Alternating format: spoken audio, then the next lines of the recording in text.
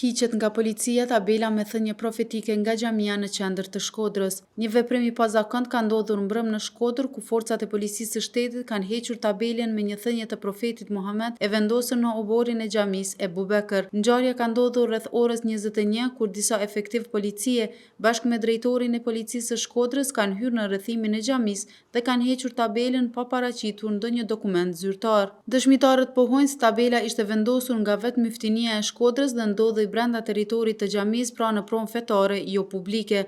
Për më tepër, disa ditë më parë, një tabelë tjetër e ngjashme ishte hequr nga policia bashkiake jashtë xhamisë me arsyetimin se zinte hapësirë publike. Në tabelë ishte shkruar një thënie profetike: kush grabit padrejtësisht qoftë edhe një pëllëm tokë, në ditën e Kiametit Allahu do t'ia varë në qafshta shtresa toke.